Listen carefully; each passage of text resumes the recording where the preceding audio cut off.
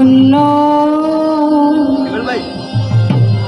বলি কারে যেহেতু সাইজি ধর্ম বিরোধী গান করেই থাকেন, তাহলে সে কাকে ধন্য বলছেন?